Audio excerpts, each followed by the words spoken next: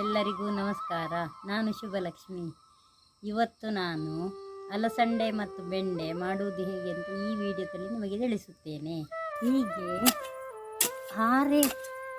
ಹಾರೆಯಲ್ಲಿ ಸಾಲು ತೆಗೆದು ಕೊಚ್ಚಬೇಕು. ಹೀಗೆ ಕೊಚ್ಚುತ್ತಾ ಹೋಗಬೇಕು. ಅದು ಮೆದುವಾಗಿರಬೇಕು. ಮಣ್ಣು ನೋಡಿ, ಹೀಗೆಲ್ಲ ಮಾಡಬೇಕು. ಹೀಗೆಲ್ಲ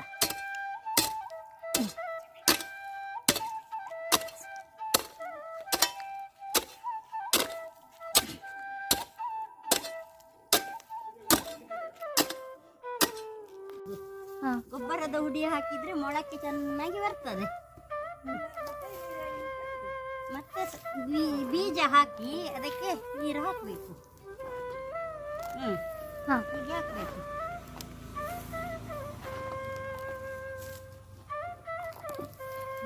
ಅದಕ್ಕೆ ನೀರು ಇರಬೇಕು. ಹೀಗೆ ಮೆದುವಾಗಿರಬೇಕು. ಮೊಳಕೆ ಹಾಕುವಾಗ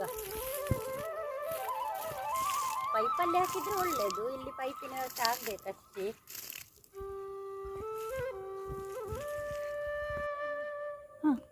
ಇದು ಬೆಂಡೆ ಬೀಜ. ಇದನ್ನು ಒಂದು ಬುಡದಲ್ಲಿ ಎರಡರ ಹಾಗೆ ಹಾಕಬೇಕು. ಹೀಗೆ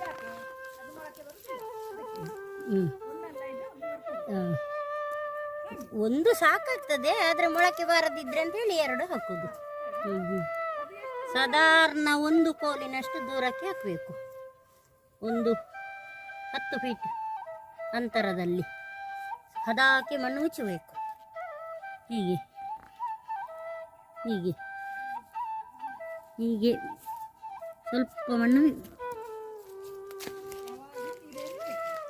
ಮೊಳಕೆ ಬರುವಷ್ಟು ತನಕ ನೀರು ಹರಿತಾ ಇರಬೇಕು. ನೋಡಿ, ಹೀಗೆ ನೋಡಿ.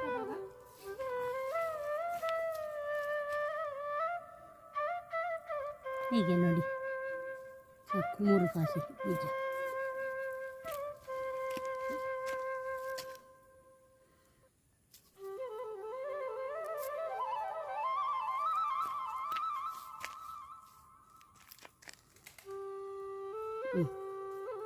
ಇದು ಬೆಂಡೆ ಬೀಜ, ಇದು ಅಲಸಂಡೆ ಬೀಜ. ಇದು ಕೂಡ ಹಾಗೆ ಎರಡೆರಡು ಹಾಕಬೇಕು. ಇದು ಒಂದು ಕೋಲು ದೂರ ಅಗತ್ಯ ಇಲ್ಲ. ಇದು ಸಾಧಾರಣ 2 ಫೀಟ್ ಅಂತರದಲ್ಲಿ ಹಾಕ್ಬೋದು. ಇದು ಅಲಸಂಡೆ, ಕೆಂಪು ಅಲಸಂಡೆ ನೋಡಿ. ಹೀಗೆ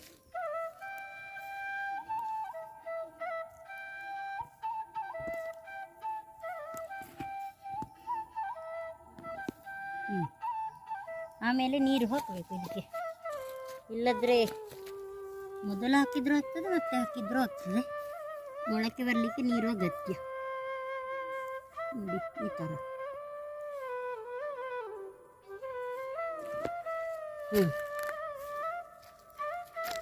ಆಯಿತು.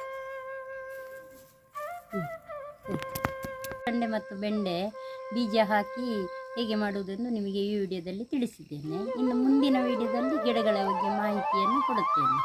ಎಲ್ಲರಿಗೂ ನಮಸ್ಕಾರ, ಧನ್ಯವಾದಗಳು.